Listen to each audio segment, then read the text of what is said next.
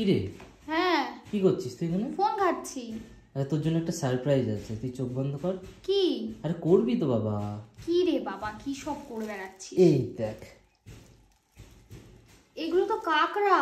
হ্যাঁ, তাহলে এই কাকড়া দিয়ে কি করবি এখন? তাহলে চল কাকড়া কষা করা যাক। তাহলে চল। দূর ছাই, এখন কাঁকড়াগুলোকে আমাকেই কেটে বেছে নিতে হবে। আর আপনারা পুরো ভিডিওটা দেখতে থাকুন কিভাবে তৈরি হচ্ছে আমাদের কাঁকড়া কষা। গ্যাস অন করে কড়াই বসিয়ে দিয়েছি, এবার তেল দিয়ে দেবো। তেল গরম হয়ে গেছে, এবার আমি কেটে রাখা কাঁকড়াগুলো দিয়ে দেবো। আমি সামান্য একটু নুন দিয়ে দেবো, সামান্য একটু হলুদ আর সামান্য একটু লঙ্কার গুঁড়ো দিয়ে ভালো করে। কাঁকড়া ভাজা হয়ে গেছে, এবার আমি তুলে নেব।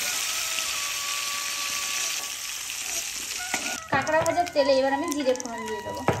এবার পেঁয়াজ কুচি দিয়ে দেবো। ভালোভাবে পেঁয়াজটা ভেজে নেওয়ার পরে এবার আমি এখানে বাটা মশলাটা দিয়ে দেবো।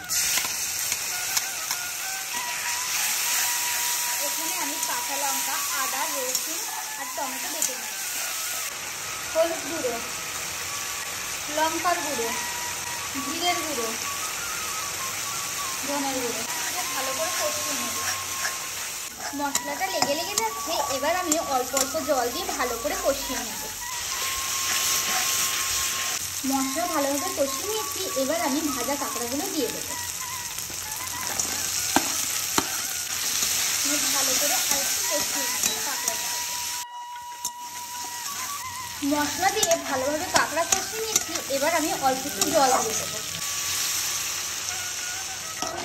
ঝোলটি একটু কমে আসলেই ভালোভাবে নাড়াচাড়া করে নুন ঝাল টেস্ট করে নেবেন। নিয়ে নামিয়ে নিলেই কাঁকড়া কষা রেডি।